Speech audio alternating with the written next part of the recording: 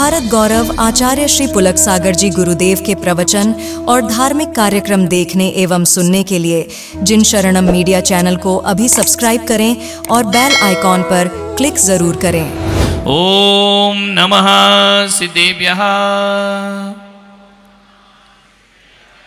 ओम नमः सिद्धेभ्यः।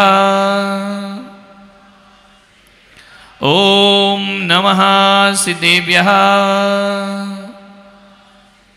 यदर्चा भावेन प्रमुदित्मना दर्दुरिह क्षणादासीत् सर्गी गुणगण समृद्ध सुखनिधि लभन्ते सद्भक्ता शिव सुख समाजम किम तदा।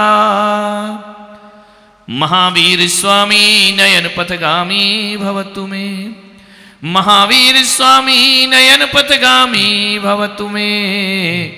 महावीर स्वामी नयन पथगामी भवतु मे। प्रथम तीर्थंकर ऋषभदेव भगवान की, महावीर भगवान की, परम पूज्य गुरुदेव आचार्य श्री पुष्पदंत सागर जी मुनि महाराज की, अहिंसा परमो धर्म की, रक्षा बंधन पर्व की। बोलिए भारत गौरव राष्ट्रीय संत मनोज्ञाचार्य आचार्य गुरुवर पुलक सागर जी गुरुदेव की, आचार्य संघ की जय करा गुरुदेव का।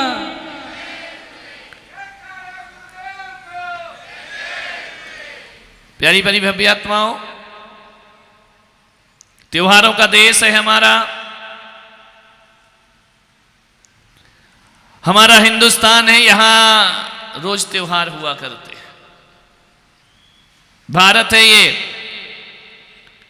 हम लोग इस देश में ऐसे जीते हैं कि जैसे रोज हमारे घर में त्योहार हो। कभी कभी तो ऐसा हो जाता है कि सुबह सप्तमी होती है और शाम को अष्टमी हो जाया करती है। ऐसा त्योहारों का हमारा ये देश है। ये दुनिया में कहीं नहीं मिलेगा। ये अंग्रेजी कैलेंडर में त्योहार नहीं मिलते हैं। वहां तो केवल एक नया वर्ष मिला करता है मेरे भाई। लेकिन मेरे हिंदी पंचांग को उठा करके देखो, हर दिन त्योहार नजर आया करता है। ध्यान रखना, हर पल त्योहार नजर आया करता है। आज एकम है, कल भाई दूज है, परसों आका तीज है, फिर आ गई गणेश चतुर्थी, फिर आ गई ऋषि पंचमी, फिर आ गई चंदन षष्ठ, फिर आ गई मोक्ष सप्तमी, फिर आ गई जन्माष्टमी, फिर आ गई रामनवमी, फिर आ गई डोल ग्यारस, फिर आ गई बक्षवारस और फिर आ गया दशहरा। उसके बाद आ गई 10-11, उसके बाद आ गई धनतेरस, फिर आ गई अनंत चतुर्दशी और आ गई दिवाली। बता कौन सा दिन खाली? हमारे यहां हर दिन त्योहार है, हर तिथि में एक त्योहार है। मान्यवर सारे त्योहार हमारे देश में। त्योहारों में हमारे अंदर एक उमंग होती है, एक नए जीवन का उत्साह होता है, संबंधों में प्रगाढ़ता आती है। हम एक दूसरे के घर में, ध्यान रखना, कोई राखी बांधने नहीं, अपनी संवेदनाओं को प्रकट करने के एक दूसरे के घर में हम दूर रहकर भी बंधे हुए हैं। ध्यान रखना, ये कच्चे धागे नहीं हैं, रिश्तों के धागे हैं। कच्चा धागा आज बंधेगा, कल टूट जाएगा, लेकिन धागों में वह ताकत होती है। यह धागा यदि कलाई में बन जाए तो दिलों के रिश्ते बंध जाया करते हैं, दिलों के संबंध बन जाते हैं। ये रिश्तों का त्योहार है। हर त्योहार में एक रिश्ता है, हर त्योहार में एक आत्मीयता है, हर त्योहार में स्नेह है। ध्यान रखिए, त्योहारों का देश। कुछ त्योहार ऐसे होते हैं जो अनादि निधन होते हैं, कुछ त्योहार ऐसे होते हैं जो किसी घटना से जुड़े होते हैं, कुछ त्योहार ऐसे होते हैं जो संबंधों से जुड़े रहते हैं। आज का त्योहार, 4 प्रकार के त्योहार होते हैं। दशहरा क्षत्रियों का होता है, वो देश रक्षा की सौगंध उठाया करते हैं, शस्त्र पूजा किया करते हैं। दशहरा क्षत्रियों का त्योहार है, ध्यान रखना। दिवाली वैश्यों का त्योहार है, ध्यान रखना। जितने भी वैश्य समाज हैं, वर्ण व्यवस्था वेदों में दी गई है, आगमों में दी गई है, शास्त्रों में दी गई है। वैश्यों का त्योहार दिवाली होती है और ब्राह्मणों का त्योहार रक्षाबंधन होता है और शूद्रों का त्योहार होली हुआ करता है। ध्यान रखना है। मान्यवर, आपसे निवेदन है, 4 त्योहार हैं, 4 वर्ण हैं हमारे जीवन। ये चारों त्योहार किसी ना किसी घटना से जुड़े हुए हैं। मैं चारों की घटना की व्याख्या नहीं करूंगा। रक्षाबंधन ऐसा त्योहार है, वैदिक परंपरा में भी है और जैन परंपरा में भी हुआ करता है। हर धर्म, हर मजहब इस त्योहार को स्वीकार करता है। यह आत्मीयता का त्योहार, ये स्नेह का त्योहार। भाई बहन का कब से बन गया मुझे नहीं मालूम, लेकिन हजारों वर्ष, लाखों वर्ष पहले उठा करके देखो इतिहास को, तो एक घटना ऐसी घटती है इस देश में कि एक होता है ये संसार, ये जगत, उस जगत में रहता है कोई भगत। ध्यान रखना, जगत और भगत का कभी मेल नहीं हो पाया इस धरती पर, ध्यान रखना। क्योंकि जगत साधनों में जीता है और भगत साधना में जिया करता है, ध्यान रखना। ये जो नीचे बैठा है ये सब जगत है, और जो ऊपर बैठे ये सब भगवान के भगत हैं, ध्यान रखना। मान्यवर दोनों बैठे हुए हैं, जगत भी है और भगत भी है। तुम साधनों में जीते हो, हम साधना में जिया करते हैं, ध्यान रखना। अंतर ज्यादा नहीं है, एक बात याद रखना। आपसे मैं निवेदन करना चाहता हूं, जब भी कोई भगत इस जगत में आता है, जगत उसे प्रताड़ित किया करता है, ध्यान रखना है। जगत ने उसे परेशान किया है, मीरा आती है तो जहर दे दिया जाता है, ध्यान रखिए। आपसे मेरा निवेदन है, जब राम जैसे भगत आते हैं तो वनवास दे दिया जाता है। जब सीता धर्म के रास्ते पर चलती है, अग्नि परीक्षा देना पड़ती है, राम उसे वनवास में छोड़ दिया करते हैं। जब कोई अंजना आती है धरती पर, 22 वर्ष का वनवास मिला करता है। मान्यवर आपसे मेरा निवेदन है, इतिहास को उठा करके देखो, जब जब कोई जगत में भगत आया, जगत ने उसे प्रताड़ित किया। कोई जीसस आते हैं, जगत उन्हें सूली पे चढ़ा दिया करता है। कोई पारसनाथ आते हैं, जगत उन पर उपसर्ग किया करता है, ध्यान रखना। मान्यवर मैना सुंदरी पर उपसर्ग हुए, चंदन वाला भरे बाजार में बेच दी जाती है, ध्यान रखना। जब जब सत्य के मार्ग पे चलोगे, दुनिया तुम्हारी विरोधी हो जाएगी, ध्यान रखना है। आपसे निवेदन करता हूं कि जब जब इस धरती पर सूरज आता है, जब जब इस धरती पर सूरज आता है, जो कमल की तरह होते हैं वो खिल जाते हैं, और सूरज के आने से उल्लुओं को बड़ी परेशानी हो जाया करती है, क्योंकि उन्हें सूरज के प्रकाश में दिखाई नहीं देता है। कमल खिल जाते हैं, उल्लू अंधे हो जाते हैं सूरज के आते ही, ध्यान रखना। जब जब सत्य आया, लोगों ने सत्य का विरोध किया। मैं आपसे निवेदन करता हूं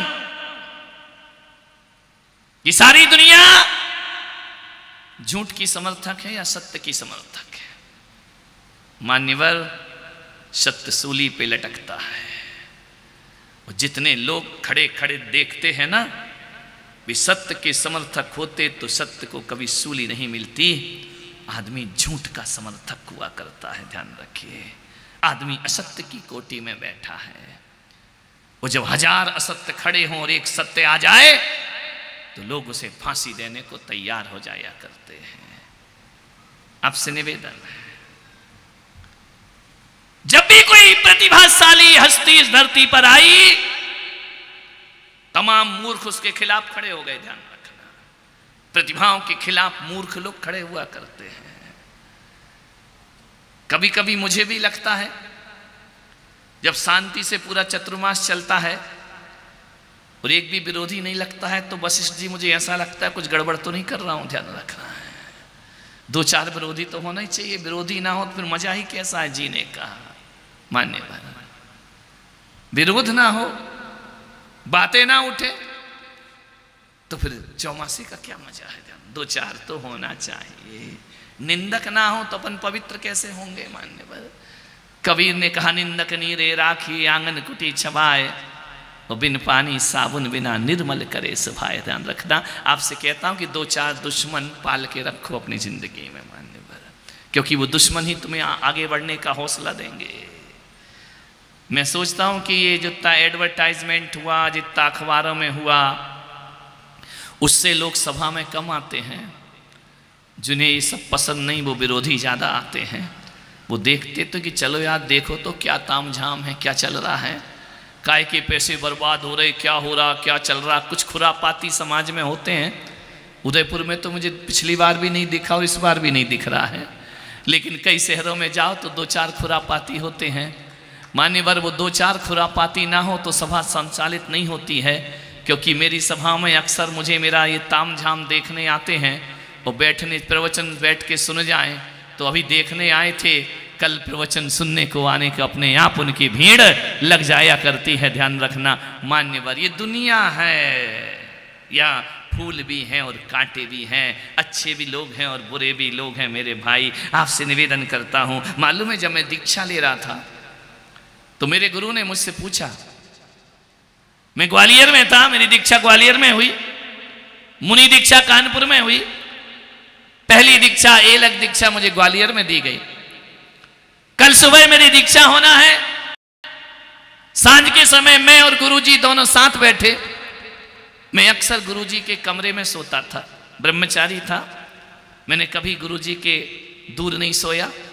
जहां वो सोते थे मेरे आचार्य, मैं उनके कमरे में जब तक उनकी सेवा ना कर लूं, हाथ पैर ना दबा लूं, चाहे 12 बज जाए 1 बज जाए, जब तक मेरे गुरु ना सोए तब तक मैं कभी सोता नहीं था। उनके चरण दबाता था, उनका आसन बिछाता था, उनकी सेवा करता था, उनके पास ही मैं सोता था, कभी भी मैं अलग नहीं सोया। एक दिन गुरुजी ने कहा कि कल तुम्हारी दीक्षा है। मैंने कहा गुरुदेव आपकी कृपा है। बोले मुझे अच्छा नहीं लग रहा है। मैंने कहा क्यों?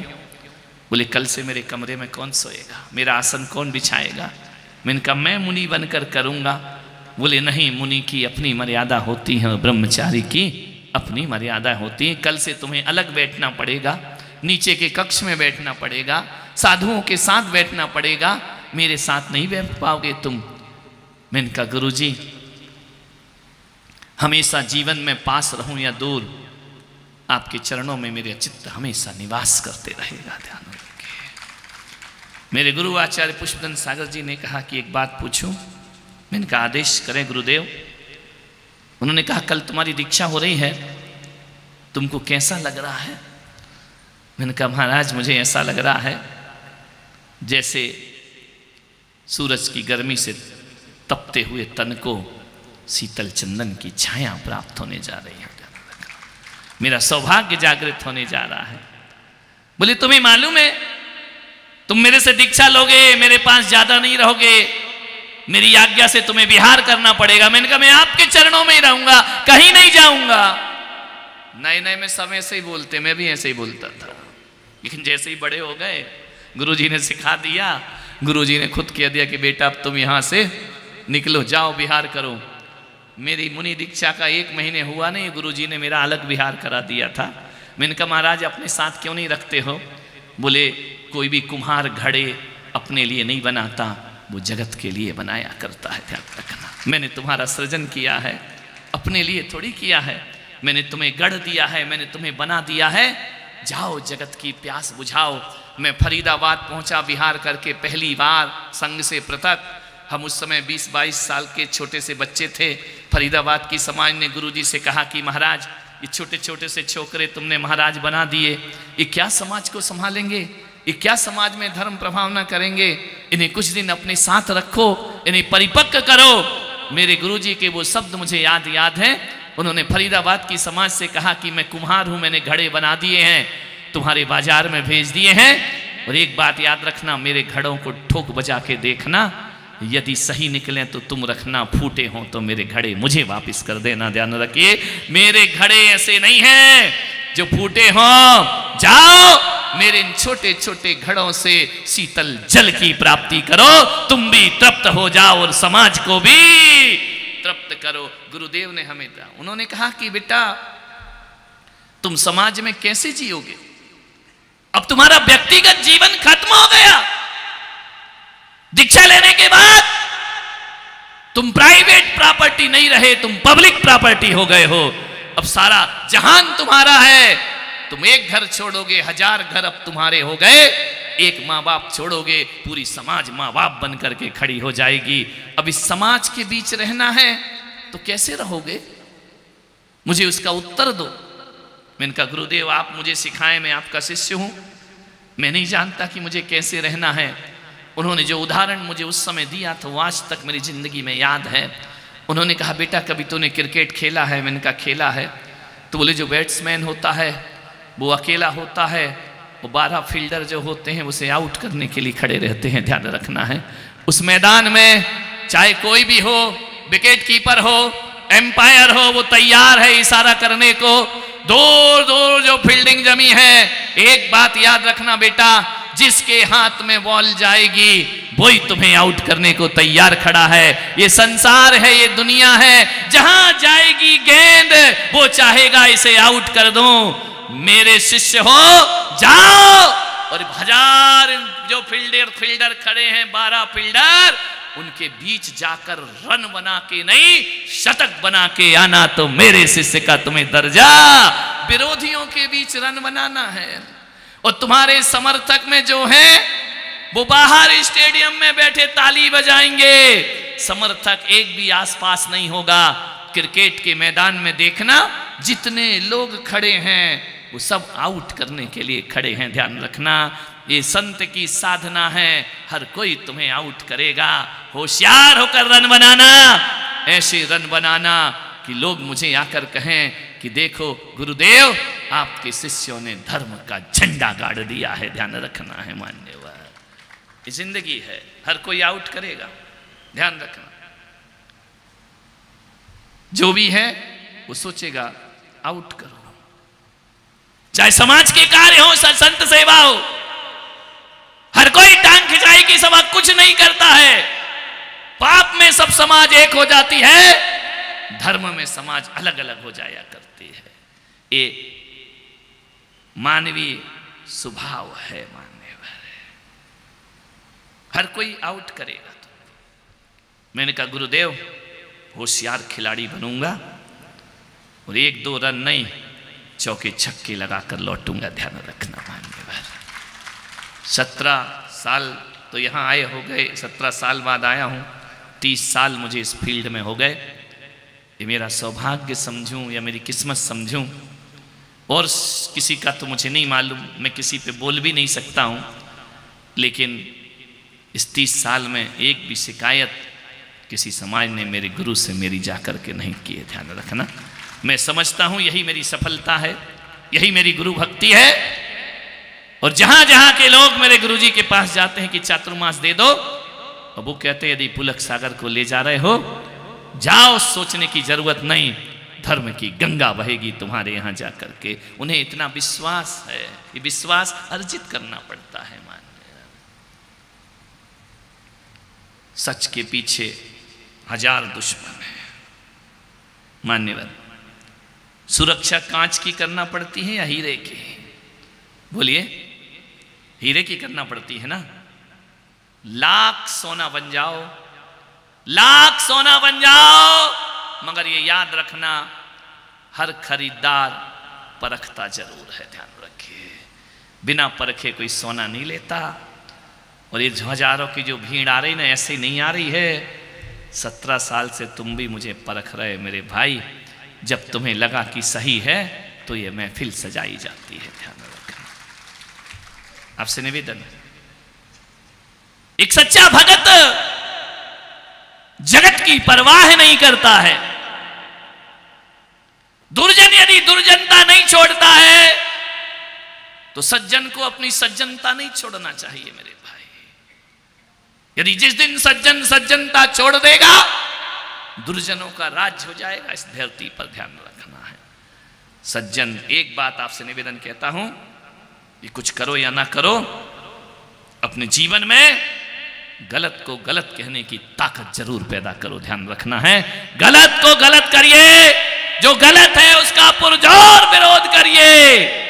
जो सच है, नहीं तो गलत का यदि आप समर्थन करेंगे तो झूठ का बोलबाला सारे संसार में हो जाए। जो गलत है उसका जम के विरोध होना चाहिए। निवेदन है, उज्जैनी नगरी, वहां का राजा श्री वर्मा, उसके 4 मंत्री, ध्यान रखना बर्बादी इन्हीं से होती है। जो जितना राजा होता है, ऊंचे पद पे होता है ना, वो कान का कच्चा होता है। किसी ने आया ये बात कह दी, किसी ने आया वो बात कह दी, किसी ने ये बात कह दी। और एक बात याद रखना, जब एक झूठ 100 बार बोला जाता है ना तो सच जैसा लगने लगता है। ध्यान रखिए, हम मनुष्य हैं, एक झूठ 100 बार बोलोगे वो सच लगेगा। विचार करें, 4 मंत्री थे और उज्जैनी नगरी में 700 मुनियों का संग आया अकंपनाचारी का। चारों मंत्री मुनियों के विरोधी थे, मुनियों के समर्थक नहीं थे। जैन साधु उन्हें अच्छे नहीं लगते थे, लेकिन बलि, नमुची, बृहस्पति, प्रहलाद, ये 4 मंत्री, इन्होंने राजा को भरना शुरू किया कि 700 साधुओं का संग आया है।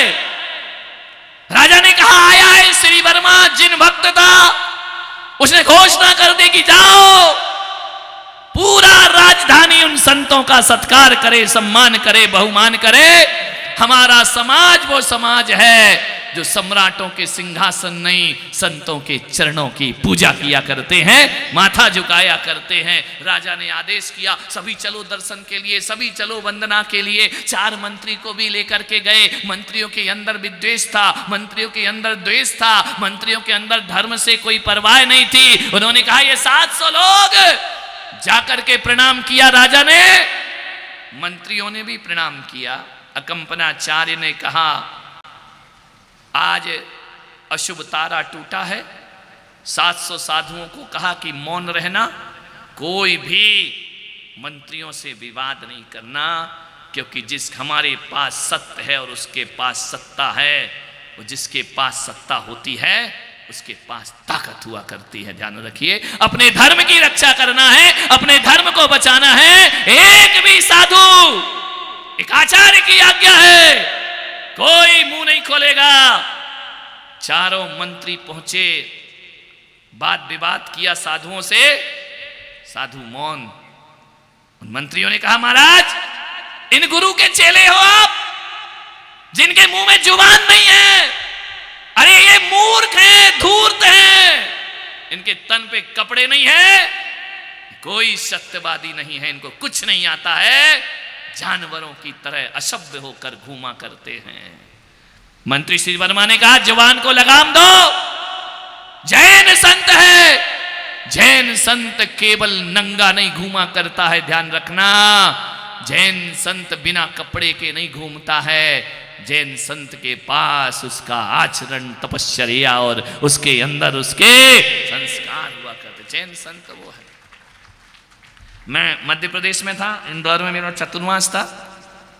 आज तो वो नहीं है, लेकिन जब वो थे, बलराम जी जाखड़, जिनका नाम सुना होगा, मध्य प्रदेश के राज्यपाल रहे।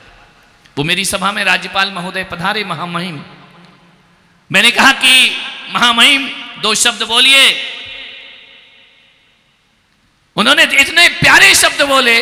बलराम जी जाखड़ एक हस्ती थी, एक नाम था। उन्होंने कहा महाराज जब मैं यहां आ रहा था तो कुछ लोगों ने मुझसे कहा कि कहां जा रहे हो जैन साधुओं के पास, जिनके तन पे कपड़े तक नहीं हुआ करते हैं। तो महाराज मैं उन व्यक्तियों को आज जवाब देता हूं कि जैन साधु ये नंगे नहीं होते हैं, नंगे तो हम लोग होते हैं। ध्यान रखिए, जैन साधु बिना कपड़े के भी आचरण के वस्त्र पहना करते हैं। ध्यान रखिए, नंगे तो हम संसारी लोग हैं जो अपनी वासनाओं को ढांका करते हैं। नंगे तो हम लोग हैं जिनकी निगाहों में कामना और वासना होती है। बलराम जाखड़ ने कहा जैन संत कौन होता है? जैन संत केवल वस्त्र उतारने वाला नहीं होता, जैन संत वो होता है, बोले जब जब मैं जैन संतों को देखता हूं तो मुझे ऐसा लगता है कि जैसे माँ की गोद में कोई निर्विकार बालक लेटा हुआ हो। ध्यान रखना, कोई निर्वस्त्र बालक निर्विकार बैठा है, वह जैन संत होता है। चारों मंत्रियों ने विद्रोह किया। अकंपनाचार्य ने कहा मौन रहो, उत्तर नहीं देने कहा। राजा ने प्रणाम किया। मंत्रियों ने कहा मौनस्य मूर्खस्य कारणम, मौन मूर्खों का कारण है, ये मूर्ख हैं सब। राजा ने कहा ठीक है, लौटे। रास्ते में कहानी सबको मालूम है, जिन्हें नहीं मालूम है बता रहा हूं। एक सुरसागर नाम के मुनि आहार लेकर लौट रहे थे। रास्ते में राजा पहुंचे, राजा ने वंदना की। चारों मंत्रियों ने कहा क्या आता है तुमको? लेकिन सुरसागर को यह पता नहीं था कि मेरे गुरु ने मेरे मौन दिया है। वह श्रुत का सागर था, वह आगम का सागर था। श्रुत सागर साधारण मुनि नहीं, न्याय प्रमाण और निक्षेप का ज्ञाता श्रुत सागर। जब चारों मंत्रियों ने शास्त्रार्थ किया, उनकी एक पीढ़ी नहीं, 10 पीढ़ी नहीं, उनकी हजार हजार पीढ़ियों की बखिया उधेड़ दी श्रुत सागर ने अपने आगम के माध्यम से, शास्त्रों के माध्यम से। एक एक हजार प्रश्न के उत्तर एक शब्द में देने वाले आचार्य श्रुत सागर ने जब ये किया, चारों मंत्री लज्जित हो गए। ध्यान रखना, मैं आपसे निवेदन करता हूं, मूर्खों से विवाद नहीं करना चाहिए कभी जिंदगी में। ज्ञानी से विवाद करो तो कुछ हल निकलता है, मूर्खों से शास्त्रार्थ करना नहीं चाहिए। लेकिन श्रुत सागर ने गलती की, उसने मूर्खों से शास्त्रार्थ कर दिया। कोयल यदि कौओं के बीच बोलेगी तो मारी जाएगी। ध्यान रखना है, कोयल को यदि जीना है तो कौओं के बीच में मौन रहना बहुत जरूरी होता है, ध्यान रखना। लेकिन श्रुत सागर को पता नहीं, बात विवाद हुआ, परास्त किया चारों मंत्रियों को, विद्वेष की ज्वाला भड़क गई। श्रुत सागर गुरु के पास पहुंचे। गुरु ने कहा क्यों? बोले महाराज, गुरुदेव, सब विधर्मियों को परास्त करके आया हूं। आचार्य ने कहा तुमने बहुत गलत किया, वो योग्य नहीं है, अयोग्य से तुमने विवाद किया है, संवाद किया है, तुम दंड के अधिकारी हो। उसने कहा गुरुदेव मुझे नहीं पता था। बोले नहीं, जाओ, तुम यदि संग में रहोगे तो 700 मुनियों पर कष्ट पड़ेगा। जाओ, जहां विवाद किया है वहीं जाकर आज रात सामायिक में रहना, समता में रहना और जैन तत्वों का चिंतन करना। वहां खड़े होकर पहुंच गए। गुरु आज्ञा, जो गुरु आज्ञा दे वह शिरोधार्य हुआ करता है। मान्यवर, समय हो रहा है, जल्दी समेटूंगा मैं। पहुंचे, चारों मंत्रियों के अंदर द्वेष की ज्वाला भड़क गई। उन्होंने कहा आज उसे जिंदा नहीं छोड़ेंगे। 12 बजे रात को चारों मंत्री भेष बदल के श्रुत सागर के पास पहुंचे। रात्रि में साधु मौन, यही है वो जिसने हमारा अपमान किया, हमें नीचा दिखाया, राजा के सामने हमें मौन करके रख दिया। आज इसे जिंदा नहीं छोड़ेंगे। ध्यान रखना, चारों मंत्रियों ने तलवार उठाई, श्रुत सागर का वध करने का निश्चय किया। हथियार उठा करके वध करने लगे। एक समय वह था जब हमारे साधु संतों पर भी प्रहार हुआ करते थे। मेरे भाई ध्यान रखना, ऐसा भी काल बीता है जब हमारा सड़कों पर निकलना मुश्किल हुआ करता था। चारों ने तलवार खींची, जैसे खींची जिन शासन देव प्रकट होते हैं चारों को कील दिया करते हैं। उन्होंने कहा रे दुष्टों, किस पर प्रहार कर रहे? एक संत पर, एक यति की हत्या कर रहे हो, एक मुनि की हत्या कर रहे हो। तुम्हें अपना भवितव्य मालूम है, होनहार मालूम है? चारों को कील दिया उस देव ने, जिन शासन देव ने। मान्यवर, सुबह तक ऐसे ही खड़े हैं, अब वो हिल नहीं सकते हैं, पुतला बना दिया चारों को। सुबह राजा को खबर लगी कि मंत्रियों ने ऐसा दुर्व्यवहार किया गुरुओं के साथ। चारों को जिन शासन देव से क्षमा मांगकर श्रुत सागर ने कहा इन दुष्टों को क्षमा करो। अरे दोस्तों को तो क्षमा सब करते हैं, जो दुश्मन को क्षमा करने की ताकत रखता है वो जैन धर्म हुआ करता है। ध्यान रखना, जो दुश्मनों को भी क्षमा करता है, मानवर शत्रुओं को भी क्षमा कर दिया करता है, वो जिन शासन हुआ करता है। ध्यान रखना, ऐसा धर्म जो बड़ों से क्षमा मांग लेता है, छोटों से क्षमा मांग लेता है, बराबर वालों से क्षमा मांग लेता है, ज्ञानियों से क्षमा मांग लेता है, अज्ञानियों से क्षमा मांग लेता है। हम तो उस धर्म के लोग हैं जहां 1 इंद्री 2 इंद्री चींटी से भी क्षमा मांगा करते हैं। ध्यान रखना, एक आबू नाम का सैनिक हुआ, एक आबू नाम का सैनिक महाराणा प्रताप की सेना में शामिल हुआ। मालूम है, दोनों हाथ से तलवार चलाया करता था। जैन सैनिक था आबू जैन, वह जब लड़ता था दोनों हाथ से तलवार चलाता था, घोड़े पर बैठकर लेकिन जैसे ही सांझ डलती थी घोड़े से उतर जाता था और उतर करके बैठकर एक आसन बिछा करके हाथ जोड़ के जिनेंद्र भगवान से कहता था, ए इंद्रिया बे इंद्रिया ते इंद्रिया, मैंने 1 इंद्री 2 इंद्री 3 इंद्री 4 इंद्री का घात किया हो, तस्मिच्छामि दुक्खड़म, मैं अपने पापों की क्षमा मांगता हूं। महाराणा प्रताप ने कहा, क्यों रे, दिन भर तो तलवार चलाता है, शाम को क्षमा मांगता है, तू कैसा धर्मात्मा, कैसा वीर योद्धा है। सेनापति आबू ने कहा कि महाराणा, जब मैं नीचे बैठकर प्रतिक्रमण करता हूं, प्रत्याख्यान करता हूं, ये मेरा आत्मधर्म होता है, वो जब घोड़े पर उठा के तलवार लेता हूं हाथ में, वो मेरा राष्ट्र धर्म हुआ करता है। ध्यान रखना, राष्ट्र धर्म अलग है और मेरी आत्मा का धर्म अलग है। ऐसे इतिहास जैनों ने रचे हैं, ध्यान रखना है। हम चींटी से भी क्षमा मांग लेते हैं, हम 1 इंद्री से भी क्षमा मांग लिया करते हैं। मान्यवर, क्षमा मांगी राजा ने, जिन शासन देव ने अभिशाप से मुक्त किया उसे। राजा ने कहा, इन चारों का काला मुंह करो, गधे पर बिठाओ, चारों मंत्रियों को देश निकाला का आदेश देता हूं।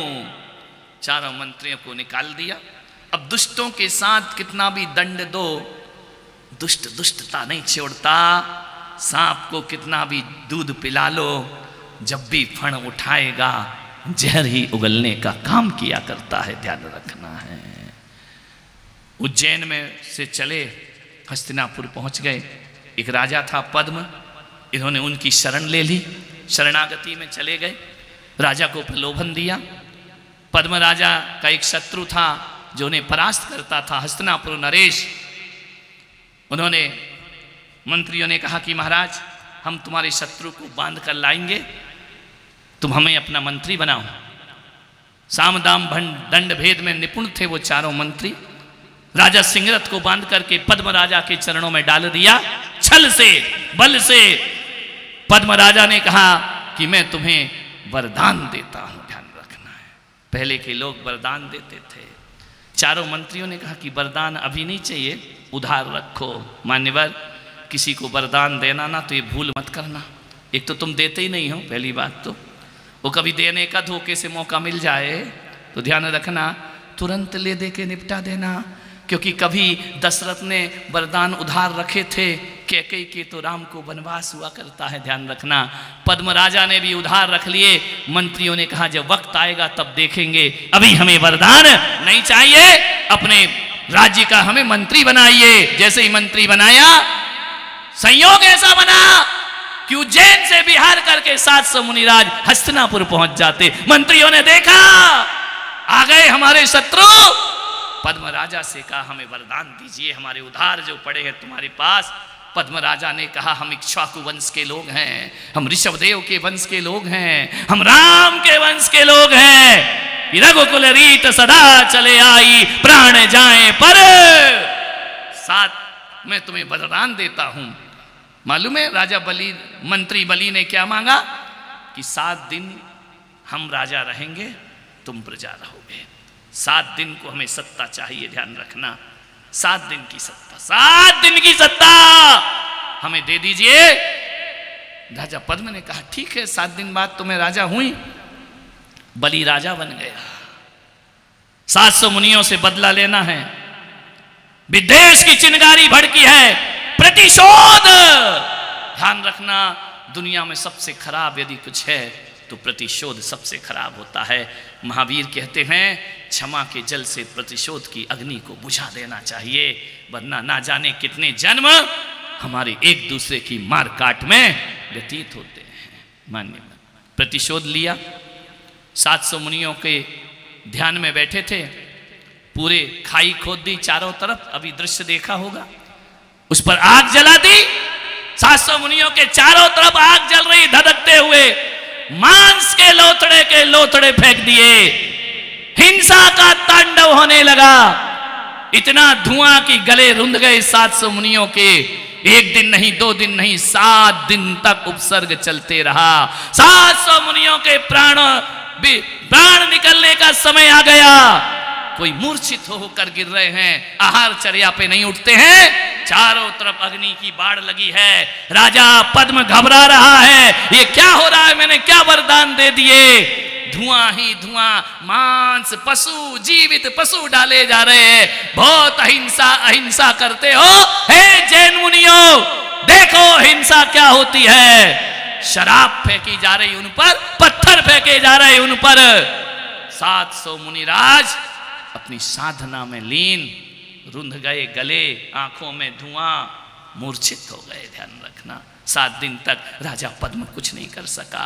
जब श्रावक अपनी श्रद्धा, अपने आस्था और अपने समर्पण की भाषा भूल जाता है तो ध्यान रखना, एक बात याद रखना उदयपुर वालों, हम पर कोई कष्ट करे, हमें कोई दुख दे तो हमें कोई परवाह नहीं, लेकिन हमारे शासन पर कोई उंगली उठाता है तो हमें आगे आकर के खड़े होना पड़ता है। ध्यान रखना है मान्यवर, आपसे निवेदन है, सब श्रावक लाचार, राजा लाचार, सत्ता दुष्टों के हाथ में है। मान्यवर, जब जब सत्ता दुष्टों के हाथ में होती है देश बर्बाद हो जाया करता है। ध्यान रखिए मान्यवर, कुछ नहीं कर सकते, सब लाचार देख रहे हैं।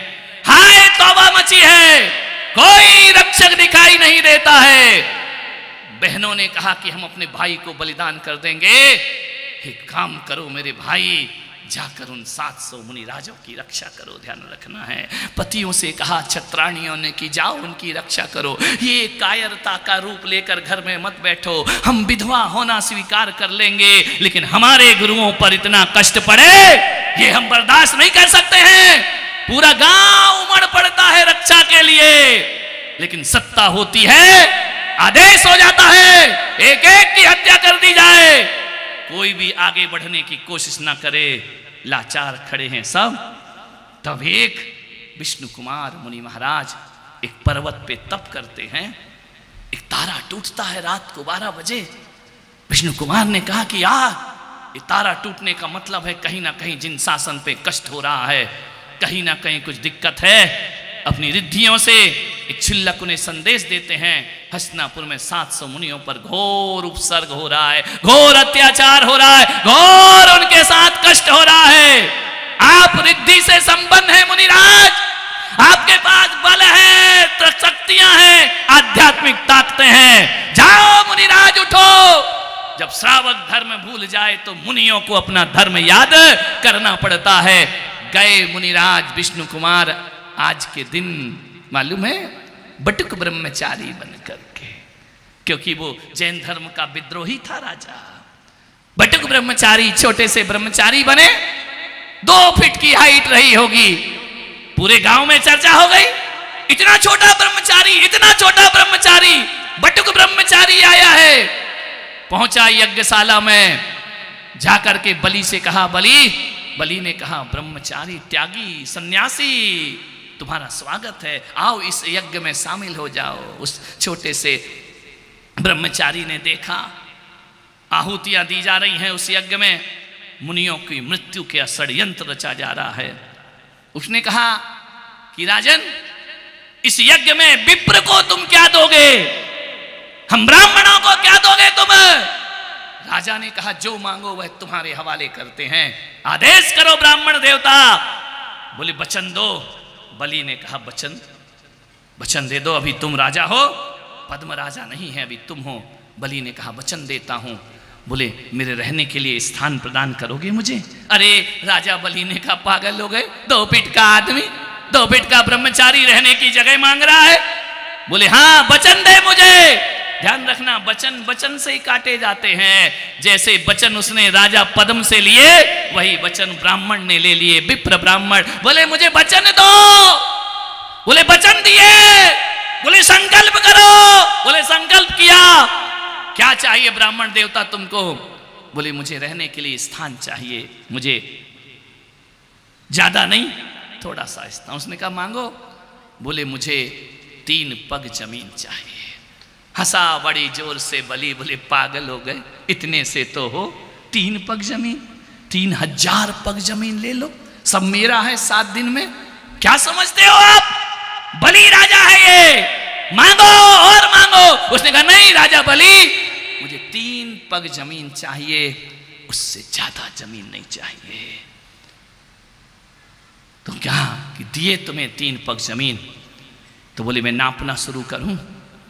करो बटुक ब्रह्मचारी, तुम्हारे 3 पग में मेरा 1 ही पग आता है, कितना नापोगे तुम छोटी सी काया से? उन्होंने कहा बस तुम देने को तैयार हो? बोले हाँ। और विष्णु कुमार बटुक ब्राह्मण ने अपनी विशाल शरीर का निर्माण किया वृद्धियों से। 1 पग जाकर सुमेरु पर्वत पे रखा, दूसरा पग मानुष्योत्तर पर्वत पे रखते हैं। 2 पग में सारी सृष्टि नाप ली विष्णु कुमार मुनि ने और कहा कि बलि वचन याद कर, 3रा पग बोल तेरे पास इतनी जमीन है या नहीं है, ध्यान रखना। उसने कहा भगवान है, कौन है आप, ये विशाल स्वरूप तुम्हारा? बोले मैं विष्णु कुमार मुनि हूं, ध्यान रखना, जो संतों पे अत्याचार कर रहा है दुष्ट, मैं तेरा प्रतिकार करने आया हूं।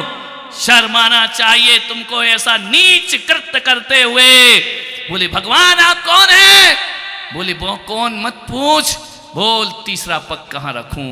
2 पग में तो पूरा ब्रह्मांड नाप लिया, तूने 3 पग भूमि देने का बोला था, बोल बलि तेरे पास 3रे पग के लिए भूमि है या नहीं? चरणों में लौट गया बलि कि मुझे माफ करें, क्षमा करें। राजा विष्णु कुमार मुनि ने कहा 3रा पग कहां रखूं, मुझे मेरी भूमि चाहिए। उसने कहा भगवान ये 3रा पग मेरी पीठ पर रख दो। इतने में जैसे ही रखने लगे देवता प्रकट होते हैं कि भगवान ये पाताल में धस जाएगा आपका पैर रखते ही, ध्यान रखना। इस दुष्ट को अपने किए का फल मिल गया। और उसी समय विष्णु कुमार मुनि विप्र का बाना छोड़कर परम जैन संत बन करके खड़े हो जाया करते हैं। और आज के दिन उन्होंने 700 मुनिराजों की रक्षा की। ध्यान रखना, आज पर्व सलूना है, पूरे हसनापुर में आनंद हो गया, पूरे हसनापुर में खुशियां हो गई। सारे मुनियारों की भैयावृत्ति की गई, उन्हें उठाया गया, मूर्छा से बाहर निकाला गया। और आज सभी साधुओं को पूरे समाज के श्रावकों ने सेवा भैयावृत्ति सत्कार करके मीठी सेवई का आहार दान 7 दिन के घोर उपसर्ग के बाद कराया। मान्य आपसे निवेदन करता हूं, जैसे मैंने आज कहा ना कि एक दूसरे के हाथ में रक्षा सूत्र बांधो, वही विष्णु कुमार मुनि ने कहा कि अरे जैनियों, तुम्हारे संत पे कोई उपसर्ग करे और तुम घर में बैठे रहो, अरे जीना बेकार है तुम्हारा। एक काम करो, ये रक्षा सूत्र देता हूं और संकल्प करो, ये भाई बहन का त्योहार नहीं, ये गुरु और शिष्य का त्योहार हुआ करता है। हमारे धर्म पर कोई उंगली उठाए, एक सेना खड़ी हो जाना चाहिए। मेरे भाई आपसे निवेदन है, अभी माधुरी हथनी का काम चला, पूरा समाज सड़क पे उतर आया, हथनी को ससम्मान वापिस लौटाया गया। धर्म रखना। बंबई में मंदिर टूटा, जैन समाज एक हो गई, भूल गए कौन दिगंबर कौन श्वेतांबर कौन स्थानक। लाखों की संख्या पे सड़कों पर उतर आए लोग, जैन मंदिर तोड़ दिया, दिगंबर मंदिर, भगवानों को निकाल के हटाया वहां से। पूरा जैन समाज ने एकता का परिचय दिया, मौन जुलूस निकाला। महाराष्ट्र सरकार ने संकल्प किया, जो मंदिर तोड़ा है हम फिर से बना के जिनालय तुमको प्रदान करेंगे। ध्यान रखना, इस देश में संकल्प, इस देश में आवाज उठी कि जैन मुनि आत्महत्या करते हैं, ये संथारा लेते हैं, ये समाधि करते हैं, ये इच्छा मृत्यु करते हैं। हम भी गरजे, हमारा चतुर्मास अजमेर में था। मैं सौभाग्यशाली समझता हूं, मेरे समाज के श्रावकों ने संतों की आवाज सुनी, पूरा देश एक हो गया। एक होकर के अदालत को स्टेटमेंट बदलना पड़े। उन्होंने कहा कि जैनों का संथारा आत्महत्या नहीं परम साधना हुआ करती है। ध्यान रखना मान्यवर, आपसे निवेदन है, वक्त वक्त पर हम एक हैं। लोगों ने कहा जैन समाज बटा है, आज रक्षाबंधन है, मैं कहता हूं कुछ नहीं बटा है। एक बाप के 4 बेटे अलग अलग दुकान खोल लें तो बंटवारा नहीं होता है, वो उस बाप का विकास हुआ करता है। ध्यान रखना है, हमारी समाज के यदि 4 टुकड़े हैं, ये टुकड़े नहीं है मेरे भाई, ये हमारा विकास है। जो काम दिगंबर संत नहीं करते वो श्वेतांबर संत किया करते हैं। हम बाहर नहीं जा सकते विदेशों में, हमारे 13 पंथ के श्रमणी जाकर के अहिंसा का प्रचार किया करते हैं, ध्यान रखना है। हमारे यहाँ हर तरह के संत हैं, साधक भी हैं, प्रभावक भी हैं, तपस्वी भी हैं।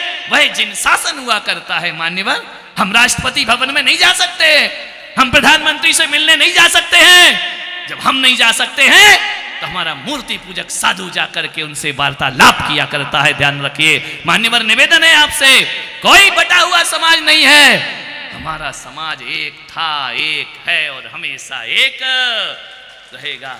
यहाँ हमारे विनोद जी बैठे हैं, समाज के वरिष्ठ लोग, शांतिलाल जी भोजन, शांतिलाल जी मानोद बैठे हैं, नीलकमल भाई बैठे हैं, तो आगे की सीट पर राजकुमार जी भत्तावत यहां पर दिखाई देते हैं। कौन कहता है कि समाज बटा हुआ है? नहीं। हाँ, हम एक कब है, जब जरूरत है तब एक हो ना भाई। रोज काय को एक एक एक एक चिल्लाते हो? एक बाप के 4 बेटे ये बोले हम एक है, हम एक है, हम एक है, इससे तो और डाउट पैदा होता है, ध्यान रखना मान्यवर। जब समाज को जरूरत पड़ती है हम अपने मंदिर दिगंबर जिनालय, हम देरासर, हम स्थानक और उपाश्रयों को भूल जाते हैं, महावीर के झंडे के नीचे आकर खड़े हो जाया करते हैं, ध्यान रखना। और जब जब समाज ने एकता का परिचय दिया है, जब जब समाज एक हुई, सम्मेद शिखर से आवाज उठी पर्यटक स्थल बनेगा, नहीं, हम सब एक हो गए, हमारी समाज ने आवाज लगाई सम्मेद शिखर हम जैनियों का है और जैनियों का ही रहेगा, ध्यान रखना है। इस पर कोई भी इसे आधुनिक नहीं बना सकता है। वहां पे सरकार ने रोक लगाई, केंद्र सरकार ने रोक लगाई। हमने क्या किया? पटरियां नहीं उखाड़ी, हमने सरकारी संपत्ति में आग नहीं लगाई, हम केवल भगवान महावीर के वंशज बन करके रहे। ध्यान रखना, हिंसा की ताकत दुनिया देखती है, लेकिन हम हिंसा की ताकत दिखाया करते हैं सारी दुनिया को। मानिए, आज रक्षाबंधन का पर्व है, समय हो गया है, सोचा था बहुत बोलूंगा आज जी भर के, लेकिन समय अपना है। आज आप एक संकल्प लेकर उठें, जो भी यहां पर बैठे हैं एक संकल्प लेकर उठना, हम कभी भी किसी भी परिस्थिति में, किसी भी घड़ी में, कैसे भी समय में, हम कभी हाथ उठा के विश्वास दिलाना, हम अपने संतों का अपमान नहीं होने देंगे, ध्यान रखिए। हाथ उठा उनकी रक्षा करेंगे, जब भी उन पे संकट पड़ेगा, माँ बेटी भाई बहन सब रक्षा के सूत्र लेकर के आगे बढ़ेंगे। हमारे जिनालय, हमारे उपाश्रय, हमारे स्थानक, हमारे तीर्थ, ध्यान रखना, कोई दुनिया की ताकत हमसे छीन नहीं सकती है। बस हम एक महावीर के होकर के जिए। मान्यवर, समय हो गया, शेष बातें कल करूंगा। और सबने बहुत साहस का परिचय दिया है। 11 बजे तक तुम बैठे हो, भूखे बैठे हो। वैसे आज भूख की चिंता मत करो, आज तो हर के मुंह में मिठाई होगी, ध्यान रखना। बहना थाली लेकर के आएगी। और आपसे निवेदन करूंगा, बाकी बातें फिर बाद में करूंगा। दोपहर को संध्या के समय 4 बजे से राखी बनेगी। जैन अजैन कोई भी हो, चारों संप्रदाय हमारे हों, राखी के लिए अपनी थाली में राखी लेकर आए, परिवार को लेकर आए, श्रीफल लेकर आए, कुमकु लेकर आए और गुरुदेव से आशीर्वाद। आज पूरा समाज अपने गुरु से आशीर्वाद प्राप्त करेगा परिवार की खुशहाली के लिए। रक्षा के सूत्र पिच्छी में सबको राखी बांधने का अवसर मिलेगा। आज 4 बजे मेरे दरवाजे खुल जाएंगे। और आज यह इनाम राष्ट्रीय अध्यक्ष हमारे श्री विनोद जी फांदौत और प्रथम पुरस्कार कौन से बने? राखी के नाम तो है ही नहीं। अच्छा, नंबर 8 नंबर को पहला नंबर मिला है। आइए राखी उठा के दिखा दो, आगे जाओ, त्रिशला उठाओ। और जिनको 6 नंबर की राखी थी, ये फर्स्ट आई है, जोरदार ताली बजाकर। कौन है इसके बनाने वाले? आ जाइए, आपको पुरस्कार दिया जाएगा। 6 नंबर की राखी कौन सी है? पहला नंबर करिश्मा जैन। कौन है भाई करिश्मा? कौन है बेटी बहू? कौन है करिश्मा? दिखाओ जल्दी आकर, तुमको पुरस्कार मिल रहा है। Second number. हर साल इस व्यक्ति को इनाम मिलता है, बीच में बंद हो गया था। राजेश जैन बांसवाड़ा, पधारिए। सेकेंड नंबर आपको मिला है। थर्ड